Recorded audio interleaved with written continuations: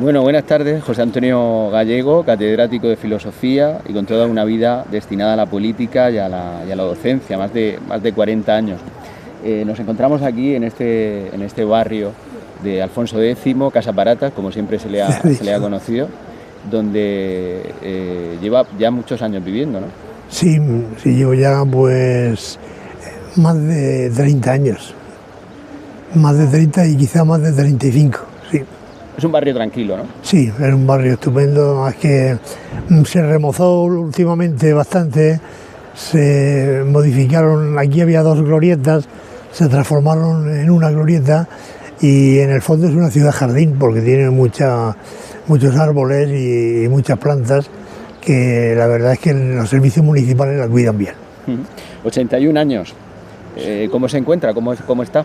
Bien, me cuesta ya trabajo andar un poco porque las rodillas se resienten, quizá de aquellos golpes que me daba en los terrenos de tierra de los campos de Lorca y Águilas jugando al fútbol, pero por lo demás bastante bien. Muy bien.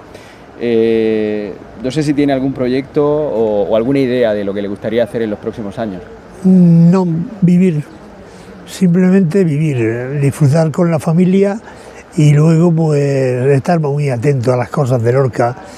Me gusta la gente de Lorca, me gusta las pedanías, los barrios, y entonces cada vez que puedo, como ahora no me dejan conducir, cada vez que puedo pues me llevan por ahí y doy una vuelta por este amplio término municipal. ¿Cómo valora su vida? ¿Qué balance podría hacer de estos 81 años? Pues para mí diría que he hecho siempre lo que he querido. Es decir, mis orígenes son muy humildes, yo he tenido mucha suerte en la vida, estaba predestinado a ir a un taller de bicicletas que había en la Alberca y allí pues un pariente de mi madre me rescató en el sentido de decir que yo tenía que estudiar y entonces pues a base de becas y en aquella época que había que sacar una media de notable para tener acceso a alguna pequeña ayuda, pues a base de becas pues estuve y hice el bachillerato y de allí pues adelante. Nace en Valencia y se viene muy temprano entonces a Lorca. Sí, nada, los días porque mi padre se fue con la División Azul a Alemania, murió a los pocos días, o lo mataron a los pocos días, y entonces pues ya mi madre se refugió con sus padres, que tenían una posada en el Carril de Cadereros. Y allí pues pasé los primeros días de mi infancia, los primeros meses. Después nos fuimos a la Huerta del Nulo y luego nos bajamos a la calle Zapatería. ¿Cómo le marca a usted para el resto de su vida el fallecimiento de su padre y en las circunstancias que se dieron? Pues yo la verdad es que no era muy consciente como los críos en aquella época y tal, pero siempre pues tuve esa añoranza de no tener un padre cerca, pero por suerte tenía en la casa de mis abuelos a un tío que también había perdido a su mujer. Y entre los dos y mis abuelos formábamos una familia y la verdad es que eché poco de menos a una familia porque mi infancia fue muy feliz, no recuerdo nada negativo de mi infancia.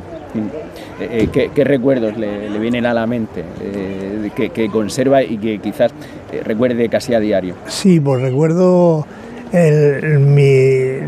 mis estudios en la Huerta del Nulo. El maestro con el que yo tenía mucho acceso y él me apreciaba muchísimo, me llamaba Antoñito, me acuerdo, y aquellos años para mí pues fueron de aprendizaje, porque yo tenía siempre la curiosidad, creo que ha sido lo que me ha llevado por la vida mucho. Siempre me gustaba saber de todo y aprenderlo todo. Y así he continuado durante toda mi vida pues, hasta ahora. ¿Qué llega antes, la filosofía o la política? No, la filosofía. Yo en una época determinada, después de hacer el bachillerato, me fui al seminario de vocaciones tardías en Salamanca. Allí descubrí la filosofía, allí saqué la licenciatura de filosofía, que tenía una doble validez, tanto civil como eclesiástica. Yo soy licenciado por la Universidad Civil y la Universidad Pontificia de Salamanca. Y de allí pues ya me vine a Lorca, hice oposiciones y ya pues estuve en los institutos de Águilas y de Lorca durante toda mi vida docente. Inicia usted su participación en política de la mano de Democracia Cristiana, ¿no? Sí, de la mano de Ruiz Jiménez y de Izquierda Democrática, porque yo en el seminario de Salamanca, el colegio mayor, que funcionaba como un colegio mayor adscrito a la Universidad Pontificia, fui compañero de un hijo de Joaquín Ruiz Jiménez, que se llamaba también Joaquín Ruiz Jiménez, y a partir de ahí, cuando ya empezó la democracia y empezaron a formar los partidos políticos, pues yo me apunté, por decirlo así, en la Izquierda Democrática Cristiana, que es como se llamaba al principio. Toda esta primera etapa además la compatibiliza jugando al fútbol. Sí, al mismo tiempo empecé a jugar al fútbol en Águilas y en Lorca. En Águilas daba clases en el instituto y al mismo tiempo jugaba al fútbol con el Águilas. El Águilas ya sabe que es la cuna del fútbol y allí pasé unos años muy buenos. Y luego pues en Lorca también, ya menos, porque en Lorca tenía mejores jugadores y yo era regularcico nada más. De portero, aunque también se animó a jugar de jugador de campo, ¿no? No, jugué de portero siempre de portero y así pasé unos años muy buenos porque hice un hobby que yo tenía dentro, que era el fútbol, y la verdad es que lo pasé muy bien aquellos años. Menudos años, ¿no? Menudos derbis. Sí, cuando se jugaba contra el Águilas era ya... y al revés, yo como jugué con el Lorca contra el Águilas y con el Águilas contra el Lorca, pues siempre había una rivalidad muy especial en aquellos derbis. Luego han contado que pues se retira, por así decirlo, de forma profesional del fútbol y siguió jugando pues durante gran parte de su vida, y es en esta época también cuando, si no me equivoco, se afilia al Partido Socialista. Sí, cuando empezó ya la transición democrática y se formaron los partidos políticos, yo tenía ya algunos contactos con lo que se llamaba entonces el equipo de la Democracia Cristiana, con Ruiz Jiménez, fundamentalmente, y a partir de ahí pues ya entré en política y formamos pues aquí en Lorca pues, un grupito en el que pues, empezamos a participar en política, primero a través de las asociaciones de vecinos y luego ya directamente en lo que son las elecciones y la participación política en el ayuntamiento. Se ha cumplido este 2023 40 años de su llegada a la política, primero, y aunque con meses de diferencia, primero como diputado y luego como alcalde. Sí, porque al principio lo que querían era, hacían falta en las primeras épocas de la política, hacía falta gente que se pudiera dedicar a la política y que quisiera, pues yo me animé y ya fui candidato en las primeras elecciones democráticas allá por el año 77 y luego pues cuando Izquierda Democrática se disolvió por el fracaso electoral que tuvimos en aquellos años, ya pues la mayoría nos fuimos al partido más cercano ideológicamente, que era el Partido Socialista, aunque algunos de Izquierda Democrática se fueron también a la recién creada Unión del Centro Democrático. Por aquel entonces las motivaciones al entrar en política quizás eran diferentes, ¿no? En la actualidad. Sí, teníamos un cierto quijotismo en el tema de la política, porque claro, de pronto se abren las puertas de la participación democrática, las asociaciones de vecinos y el movimiento vecinal en general fueron un trampolín importante para los que quisimos participar en política, y a través de esa participación pues ya nos fuimos ya yendo a los distintos partidos políticos que se formaron entonces, por los años 70 y tantos. Volviendo a su vida privada, ha sido usted muy celoso, ¿no? De separar su vida pública de su vida privada. Sí, porque yo he sido siempre muy respetuoso con lo que es lo privado y luego lo público.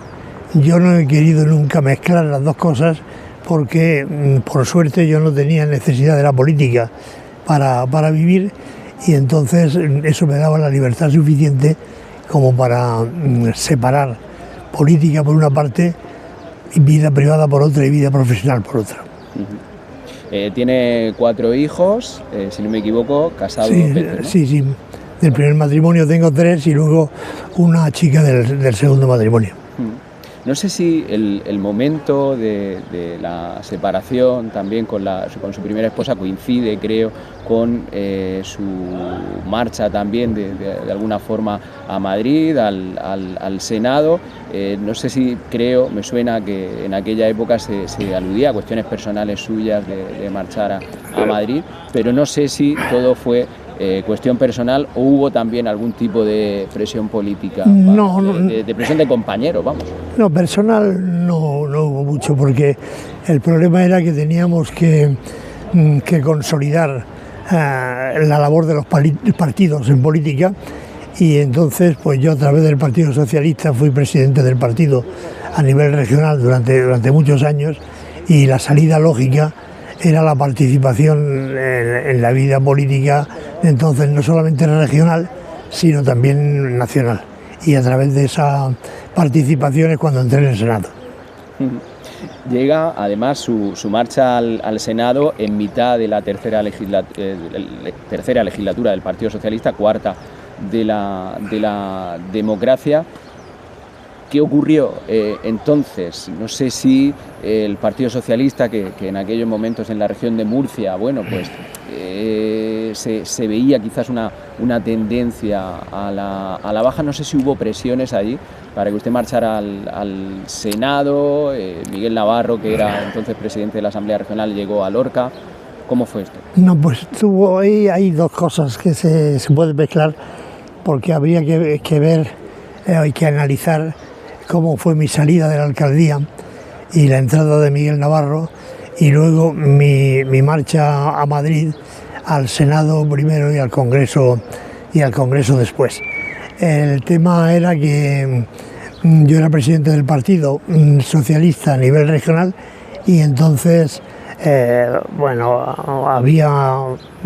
llevaba ya 10 años en el Partido Socialista en Lorca, en la alcaldía, y entonces se necesitaba un cierto relevo, y luego pues había también algunas prisas porque yo dejara la política local y regional y me pasara a la política nacional, cosa que a mí no me gustaba mucho, pero que pues en principio estuve por allí pues 10 años también en la política nacional. ¿Participó Miguel Navarro en esas presiones o no? Pues yo no lo sé, porque luego hay un inframundo en la política que es muy raro, y al final no sabes a quién hacerle caso, sino a lo que dice la gente o a lo que es en la realidad. Yo la verdad no me sentí presionado. Yo lo que sí es que estaba cansado. Lorca es entonces también era un municipio con mucha problemática y pocos recursos. La extensión del término municipal de Lorca, entonces no había tanta ayuda ni de la Unión Europea ni de la administración regional, y Lorca necesitaba solucionar problemas endémicos. La red de caminos vecinales de Lorca, 900 kilómetros, la gente te demandaba camino, ibas por la huerta o por las pedanías del campo, y decían siempre caminos, y también agua potable. La llegada del agua potable, pues prácticamente a todas las casas de Lorca, pues fue una reivindicación que tenían los vecinos. Y todos esos problemas al final te gastan mucho, sobre todo cuando no puedes llegar a solucionarlos todos. La gente tenía paciencia, yo lo recuerdo eso con cariño, pero la verdad es que había mucha diferencia entre los lorquinos que vivían en un sitio y los que vivían en otro. No era igual los lorquinos que vivían en la huerta que los que vivían en las pedanías del norte, y ni los que vivían, pues, por ejemplo, en Ramonete o Campo López o Purias. Tuvo que trabajar usted mucho durante esos 10 años, porque uno se pone a repasar lo que era Lorca en el año 1983 y lo que es Lorca en el año 1993, 1994 y bueno, hubo muchísimos cambios, muchísimas obras, cambios que bueno, pues que han quedado y que son infraestructura importante, importantísima en Lorca en la actualidad, que casi nos pasa desapercibido, pero que ahí ha quedado. Hospital Rafael Méndez, Complejo Deportivo de la Torrecilla, túnel de Lorca y que permite esa salida de la carretera nacional 340 de miles de vehículos diarios, también la autovía Lorca-Águilas. En el plano cultural también, bueno, pues nacen nuevos colegios, nace el centro cultural, nace el Museo Arqueológico de Lorca. Mucho trabajo, ¿no? Sí, pero es un trabajo satisfactorio porque se implicó muchísima gente. Yo cuando repaso un poco, echo la vista atrás y repaso un poco la historia de mi participación política, veo la cantidad de gente que se implicó en la solución de los problemas. Todos estos problemas que usted ha nombrado eran reales. Lorca tenía entonces casi 60.000 habitantes, no llegaba a 59.000 y pico, y ahora tiene pues, casi 100.000. Y en el plano cultural estábamos muy atrasados. Además éramos un país de emigración, de emigrantes. Entonces ahora somos receptores de inmigración. Por lo tanto ha cambiado bastante Lorca en ese aspecto, pero yo destacaría la implicación de tanta gente. Las asociaciones de vecinos funcionaron muy bien entonces. Había mucha gente en los barrios y en las pedanías que se implicaban en la solución de sus problemas. Sin la participación de ellos hubiera sido imposible el hacer las cosas que se hicieron. De todas formas, había que escucharlos también. O sea, lo que no se podía hacer era el ordeno y mando y hacer una especie de despotismo ilustrado, de decir, usted necesita esto porque lo digo yo. No, usted necesita esto porque la realidad lo exige. Y yo en ese aspecto encontré mucha colaboración de la gente y guardo de eso muchísimos buenos recuerdos. En ese sentido, también era usted un alcalde que daba mucha libertad a sus concejales. Si no me equivoco, hay una anécdota que le gustaba a usted decir que tenía dentro de su equipo de gobierno 10, 12 alcaldes, cada uno dentro de su materia. Sí, sin duda. La autonomía de las áreas para mí era esencial, porque además eso le daba a cada uno el prurito de decir, he conseguido esto, he hecho tal cosa. Y en ese aspecto se sentían más motivados los concejales. Además, en ese aspecto tuve siempre buenos equipos. En las legislaturas que estuve, tuve buenos equipos y ahí está la labor que hicieron ellos. Hablábamos antes de eso, ¿no? Del cambio de motivaciones políticas, de cómo ha cambiado la política hoy día, cómo cambió años después de su marcha como alcalde. Es que me comentan que miraba usted mucho el bolsillo, que no le gustaba a usted mucho gastar. Claro que no, porque sabía, en el bolsillo hay que mirar lo que entra y lo que sale. Y había necesidad de muchas cosas, pero no había recursos para llegar a todas las cosas y había que mirar hasta el último céntimo que se pudiera gastar. Y en ese aspecto yo he sido siempre muy celoso del gasto público, porque creo que no se pueden dilapidar los recursos y sobre todo cuando hay pocos recursos como entonces. Del uso personal de esos gastos públicos, porque me comentan también alguna anécdota en viajes a Murcia, paradas en la venta del Peretón, y hay una botella de agua para todos y un plato al centro. Bueno, tanto como eso no, pero que cada uno se pagaba lo suyo, sí. Allí no eran ni mucho menos no sé, facturas para el ayuntamiento, sino todo lo contrario. Además, nada que ver con lo que luego sucedió cuando sale también años después el caso Limusa, ¿no? que fue todo lo contrario a esto que estamos hablando. Sí, porque era otra filosofía de gasto, digamos, porque se pasó un poco de la necesidad de dedicar más dinero a la cosa pública y también de que las arcas no estaban tan vacías y había más dinero, y entonces se creía que se podía gastar más. Yo en eso siempre he sido muy rácano, digamos, porque no creía que el dinero público se podía dilapidar de cualquier manera. ¿Cómo se entera usted de esto, del caso Limusa? Pues el caso Limusa, yo creo que se ha exagerado muchísimo ese tema. Yo creo que no fue para tanto. Pero el único problema es que se gastó de más. Se gastó de más y que luego pues no había... se comprometían gastos que luego no había manera de financiar. Y ahí estuvo la clave de todo. En ese aspecto pues te enteras cuando explota. Si no, pues las cosas van engordando poco a poco hasta que la bola se hace del globo, se hace muy, muy grande y que explota. Pues hablaba mucho también en aquella época de utilización de dinero público para comidas privadas, para ámbitos de ocio y de dudosa reputación incluso. Eso no se ha exagerado muchísimo en ese tema. No digo que no hubiera algún gasto de más, pero los controles a los que está sometida la administración pública son lo suficientemente profundos como para que no se pueda dilapidar, porque al final las cosas salen no solamente a nivel de prensa, sino pues a otros niveles, incluso a nivel judicial. En el año 93 deja usted, años después, deja usted también el Partido Socialista con problemas, encontronazos con Manuel Soler. ¿Qué ocurre en aquella época?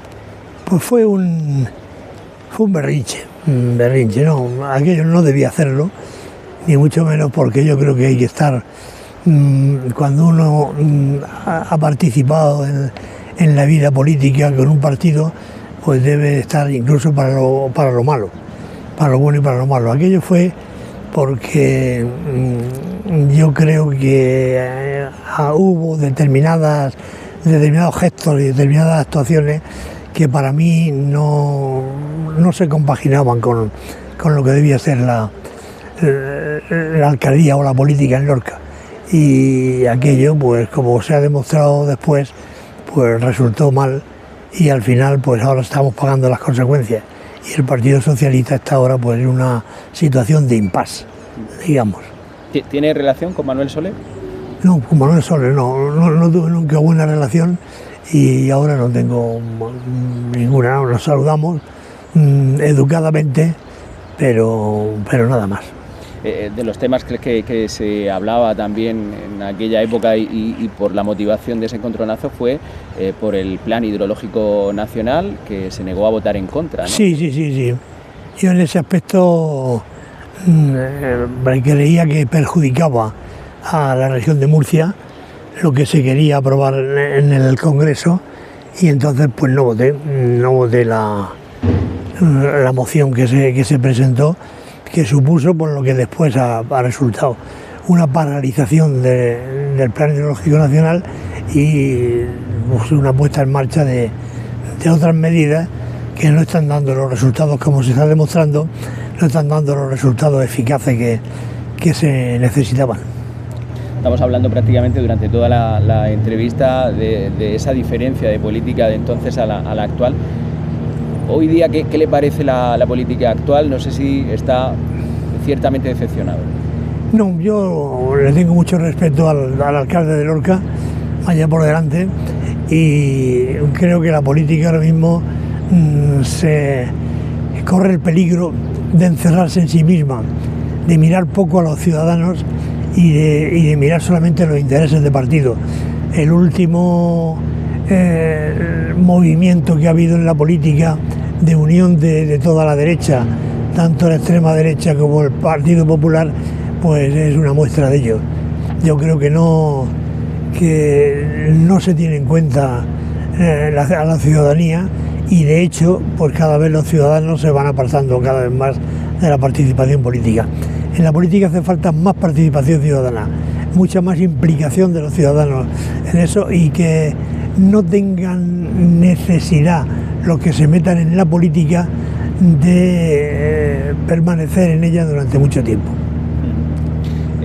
Prácticamente no ha tenido alusiones, por ejemplo, a los políticos actuales, sobre todo hablando en clave nacional, ¿no? No sé qué le parece, por ejemplo, el gobierno actual, qué le parece en general Pedro Sánchez. No, el gobierno actual es el gobierno de mi partido, y por encima de todo me puede parecer más o menos bien o más o menos mal determinadas actitudes del gobierno de Pedro Sánchez, pero lo que no es de recibo es que haya que atacar a Pedro Sánchez por encima de todo. El Partido Socialista está en el gobierno, y los que somos socialistas y creemos en esa ideología debemos de apoyar esas políticas, aunque no estemos al 100% de acuerdo con ellas. Entonces a mí no me parece mal lo que está haciendo el Partido Socialista, porque las derechas se dan cuenta, nos tenemos que dar cuenta de que no se paran en nada para defender sus propios intereses. Pues el Partido Socialista también debe defender los intereses de su ideología. ¿Es partidario de la amnistía? Yo sí soy partidario de la amnistía, porque por motivos políticos no se deben privar a determinados ciudadanos de su participación política. Se ha faltado quizá más diálogo, más acuerdos, más puesta en común de cosas, pero la política, una vez que se llega a un determinado extremo, la amnistía es necesaria, porque compaginar determinados poderes, que entren a otros poderes que no son los políticos solo, sino también los judiciales en la política, es complicado. Si al final la política la tienen que resolver los jueces, mal vamos. Creo que la política la deben resolver los políticos, y para mí la política es participación y participación ciudadana, y en ese aspecto creo que ahí hemos fallado en los últimos tiempos. Se habla mucho en política de amnistía y todas estas cosas, pero muchas veces olvidamos también los derechos, ¿no? Derechos humanos, que incluso algunos están entredichos en la actualidad. Sí, derechos y obligaciones. Cada derecho lleva consigo una obligación. Entonces el ciudadano debe entender lo que son sus derechos, pero debe entender lo que son también sus obligaciones. Y en ese aspecto hay determinados poderes del Estado que no están cumpliendo con la labor para la que fueron creados, ¿no? Porque antes se hablaba de la injerencia del ejército en los temas políticos, y ahora se habla de la injerencia de los jueces en los temas políticos. Unos y otros deben dedicarse a lo suyo, y cada uno en el ámbito de sus competencias. Lo demás es malo. Insisto a lo que decía antes, la participación política de los ciudadanos debe estar por encima de otras cosas, y al final estamos defendiendo unos derechos que académicamente, jurídicamente, son perfectos que se defiendan, pero a la hora de la realidad al ciudadano no le dicen nada. El ciudadano no llega a entender qué es lo que está pasando con ese mismo tema de la amnistía, porque la cosa es gravísima si se ve solamente lo que nos quieren vender, es decir, el separatismo pero ese es un tema que ha estado en España desde antes de los Reyes Católicos, así que yo no le veo solución por ese camino, porque al final la sociedad va por unos derroteros que la política no alcanza a entender. Le vamos a seguir viendo en debates políticos, sociales, en medios de comunicación. Yo, si me llaman, sí, pero yo no me ofrezco. El que quiera hablar conmigo o saber mi opinión.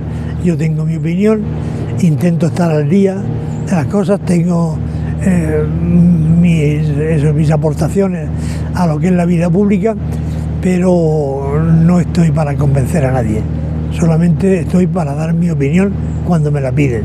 Si no me la piden, yo me quedo aquí en mi glorieta, sentado en un banco y paseando a mi perrita. Pues muchas gracias, hemos acabado. Pues gracias a vosotros por acordaros de mí, que eso siempre viene bien, que a mí por lo menos me viene bien que de vez en cuando se acuerden de uno. Pero si no, es señal de que no le hago falta a la sociedad y ya está. Muchísimas gracias. Gracias a ti. Por aquí. Ay.